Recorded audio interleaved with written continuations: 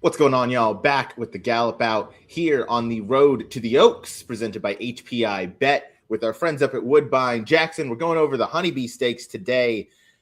Big field, competitive, and our first, I would say, major Kentucky Oaks prep, where we have some contenders that we're going to be seeing that first Friday in May. Yeah, and the return of Explorer, who is probably toward the top of a lot of lists right now as far as the Kentucky Oaks goes. So she's probably going to be a big favorite here, but there's some interesting challengers as well. So it should be a pretty good race. There certainly are. We're going to work through the field as the 3-year-old fillies go a mile and a 16th over the main track at Oaklawn. Take Charge Macy going to kick things off at a big price for Peter Miller off a pretty nice win. Going 2 turns for the first time last time out. Does switch off Lasix for the event here. She did improve last time, going to the 2 turns. It seemed to do her some good in that spot. She was getting a little tired late, which worried me, especially considering how slow the pace was. It seemed like she started wandering a little bit, and I wonder how good that field was. The horse she beat was another Peter Miller trainee that I think is 0 for 7 at this point. So she's gonna need to get faster to beat these. She is. Next up, we have Sneaky Good. Jackson, do you think this one's sneaky good, or do you think this one is a deserving 8-1 on the morning line for Irad and Brad Cox? What do you think about this one? I keep going back and forth on her because on one hand, well, first of all, she's going to be overbet just on the connections alone. I'm not sold she is necessarily a 2-turn horse. I know they're giving her a shot too. I know they have to when you have a filly this caliber and it's the Oaks time. Like, give her a shot. But what do you think about the 2 turns for her? Yeah, my thoughts are essentially what you just said, is that she is going to be wildly overbet to an unplayable price if I had to guess in here. I don't know who else is going to take money really outside of Explora, who's your morning line favorite.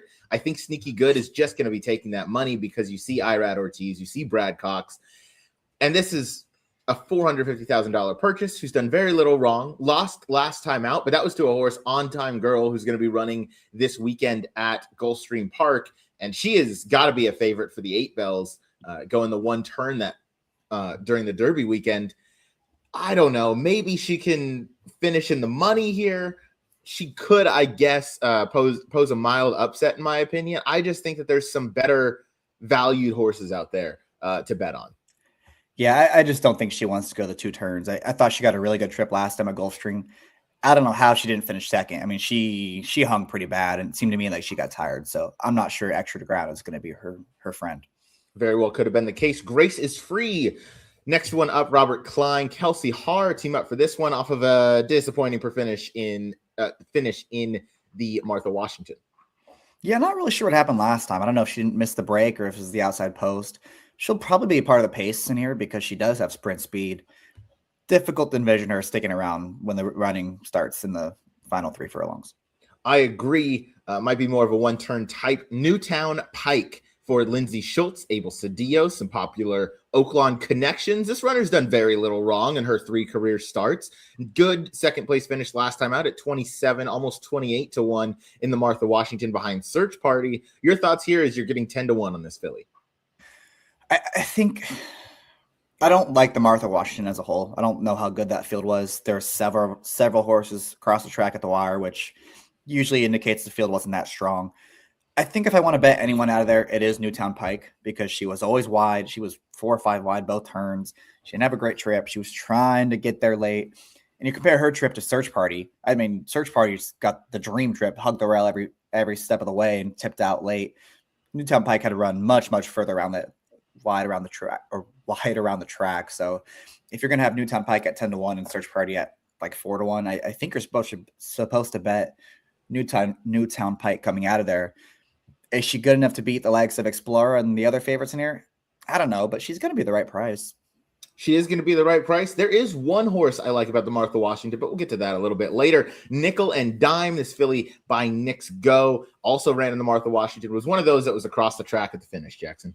She had everything her own way last time. She was uncontested up front. She was never really challenged the first 5 or 6 furlongs, and she couldn't beat that field that day. I don't see how she's going to turn the tables on those horses. And again, there are more. It's not just those horses she has to beat. She also has to beat the likes of Explorer in here. So I'd be against her.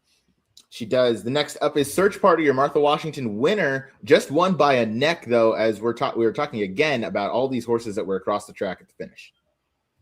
Yeah, and again, I felt like she got a dream trip in there. I mean, she just sat the pocket throughout. The pace was honest. It wasn't necessarily fast. And when the time came, she just tipped out and she barely got the job done. It wasn't like she beat that field with, it's not like she crushed them with a good trip. She barely won that day. Even the race two back, the maiden score, she sat off a really soft pace and she did run away from that field to her credit. I don't know. I'm torn on her. I think the price is a little low. She is going the right direction. She's paired with buyer top. So there are things to like. I just feel like her last couple of races are a little dressed up. I agree. They could be a little bit dressed up. You mentioned the amazing trip that she sat last time in the Martha Washington, where Right. really had everything go her own way. A horse that had an inexplicably bad time of things is Counting Stars, where was odds on 3-5 on the day. Jackson had a bit of a reaction there. I wonder if maybe you bet this filly or something. No, I didn't. But She sat basically a no excuse trip, going in maybe a little bit wide if you want to, get nitpicky, but really just 2 or 3 wide and just did not fire. Arietta wrapped up on this filly turning for home. She basically walked across the line, and they're going to live to fight another day. Jackson, your thoughts on Counting Stars is you're going to get 15-1 now if you want to take the shot at the rebound. I don't know. What do you do with her? She's done that twice now where she just completely did not show up. And then she rebounded last time that happened. She did come back and ran 2 good efforts. What happened last time? There's maybe she needs Lasix. Maybe she's a bleeder. Maybe she needs Lasix. I don't know. I haven't really read about what happened that day because her races before were good. The race 2 back was legitimately very, very good. She crushed that field. The number for December 2-year-old filly is pretty good if she can move forward off of that. And she has tactical speed to prove herself in the race. Which version of her shows up on Sunday? No idea. If she's actually going to be 15-1, which I highly doubt she is, then maybe she's worth a flyer just as a rebound candidate. So she's a tough read for sure. You ask what I'm going to do with a filly like Counting Stars. I'm going to single her. I think she absolutely bounces back in this spot. I think 15-1, while that's a little bit generous of a price to get, I probably going to be closer to what, 8-9, you think? She could be 5-1 in here, and I would not be surprised. That's fair. She could take a fair amount of money. If she bounces back to those 2 and 3 back efforts, yes, I know buyer figure wise they were a little light, but keep in mind that was late in her 2-year-old season. We're now going to be in March when this race is run, so she can certainly take a step forward. These 3-year-old fillies, we talk about it all the time. Sometimes they fire, sometimes they couldn't care about being on the racetrack, and they can bounce back and they can throw in a clunker. She bounced back before after that terrible performance in the Myrtlewood and came right back to win the Astral Spa at Oaklawn, blew that field away by 4 lengths, came right back in the year's end and then threw in a clunker. So I'm going to take the chance that she's going to bounce back in this spot. 15-1 on the morning line, which again, I'm with you. I don't know that that's going to hold up, but I do think you'll get a much more generous price than what you got on the 3-5 last time in the Martha Washington. And that is worth a stab for me. Classic Guide, Bobby Medina, Jaime Torres team up, ran 5th in the Rachel Alexander Stakes just a couple weeks ago, back on a quick turnaround. Yeah, she didn't have a great setup that day because they went pretty slow up front. That field also ran away from her, though. It wasn't like she was, just running in place and couldn't catch them. She was losing ground in the lane, so I think she's probably up against it on Sunday. I think so, too. Still upset that Love Your Neighbor couldn't get the job done. And now we'll go to the favorite, Explora, Bob Baffert, Flavian Pratt teaming up for this 3-year-old. Sorry for the Roomba in the background. Go ahead, Jack. Yeah, she's going to be your favorite in this spot, and for very good reason. She was favored in the Breeders' Cup, where she ran really well, losing to Super Corridor in there. No shame in finishing second that day. She came back in the Santa Ynez and crushed that field as she was supposed to do. You got to make a decision on what you want to do with the most recent race. That was just a couple weeks ago, by the way. It wasn't like Baffert's giving her a lot of time, because she was going to get beaten to the lead as Ryan's pulling up the replay, because Super Corridor was going to clear. And then I think it was JJ who was on board that day.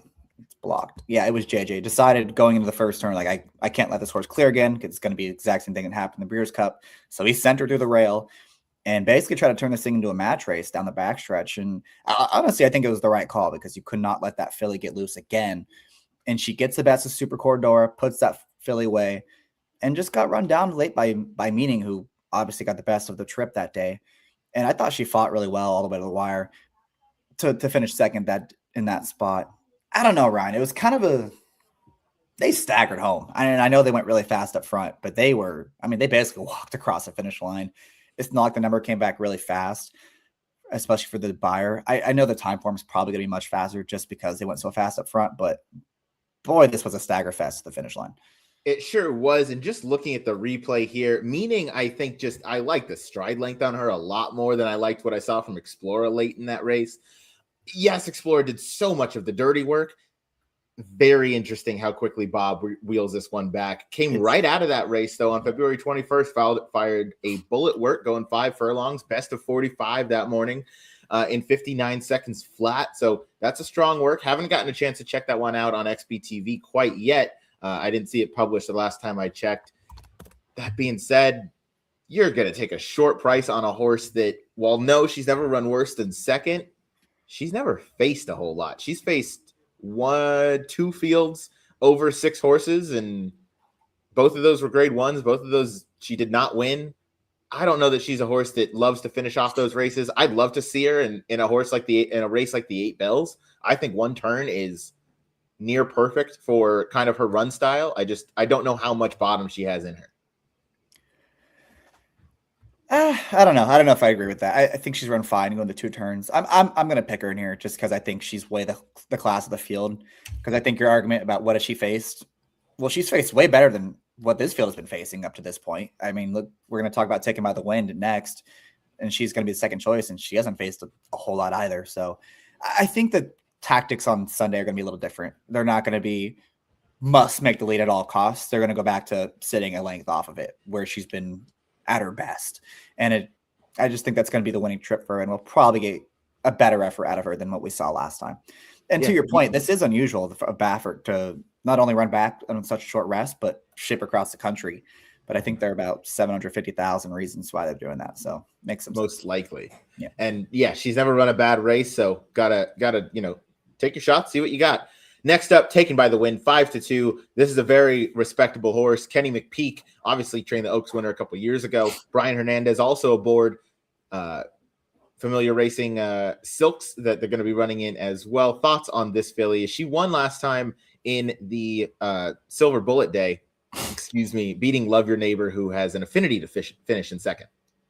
Yeah, I don't know why you keep bringing that up. That's a sore subject for us, dude. Because it hurts. Oh, yeah. It's just we're talking through the pain, okay?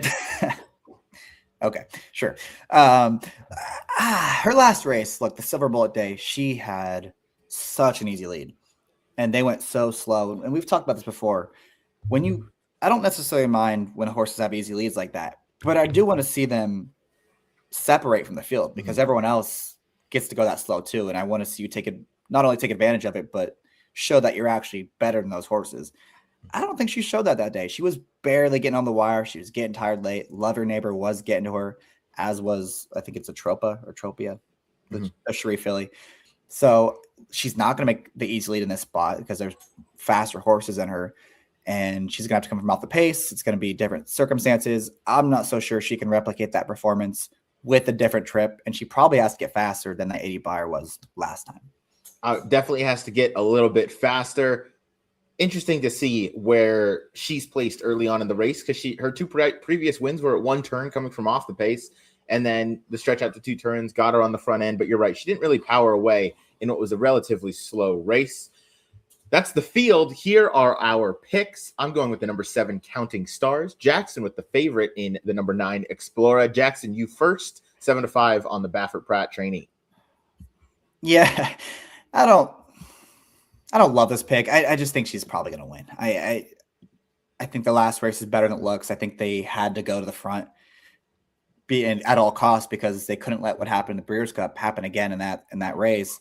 And she did get the best of the speed that day and just got run down by Meaning, who is probably a pretty nice filly for McCarthy too.